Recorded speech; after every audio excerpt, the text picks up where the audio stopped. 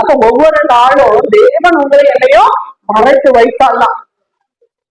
இன்றைக்கு நம்முடைய வாழ்க்கையில பார்க்கிறோம், நம்ம பிள்ளைங்க உலகத்துக்குள்ள போறாங்க, சில ஒரு நாள்ல பாவத்துல வென்றதுக்கு சூழல்கள் ரொம்ப கம்மி. ஆனா இன்னைக்கு பாத்தீங்கன்னா இன்னைக்கு செல்போன்ல நீங்க பார்த்தோம்னா அதுதான் நமக்கு. ஆனா அதை சரியா கையாளுறது யாருடைய கருத்து? நம்ம கருத்து தான் இருக்கு. ஏன்னா தேவன் சொல்லுங்க, என் கண்களோடு என்ன பண்ணிருக்கிறேன், நான் உடன்படிக்கை பண்ணி இருக்கிறேன்.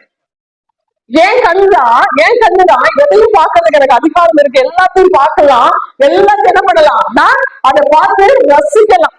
நன்மையும் பார்த்து ரசிக்கலாம், தீமையும் பார்த்து ரசிக்கலாம். என் கண்ணுதான். ஆனா நான் என்ன பண்ணிருக்கேன், உடன்படிக்கை இதைத்தான் பார்க்கணும். இது உன் பார்வை கேட்சதல்ல, இது உனக்குரியதல்ல, இது உங்களுடையதல்ல என்று சொல்லி என் கண்ணுக்கு நான் என்ன பண்ணுறேன், உடன்படிக்கை பண்ணி இருக்கிறேன். அப்ப அவர் சொல்லுங்க, நான் ஒரு கண்ணுக்கு மாறிக்கிறது எப்படி?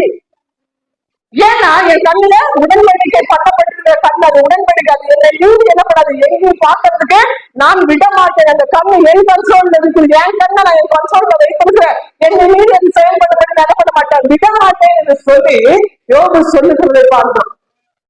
அது இன்னைக்கு நம்ம வாழ்க்கையில உலகத்துல என்ன காரியம் இருந்தாலும் நம்ம சரியாக இன்னைக்கு தேவ சமூகத்துல தேவனுக்குள்ளாக நம்ம சரியாக நம்ம இருந்தோம்னு சொன்னா நம்ம மீது என்ன பண்ணாது.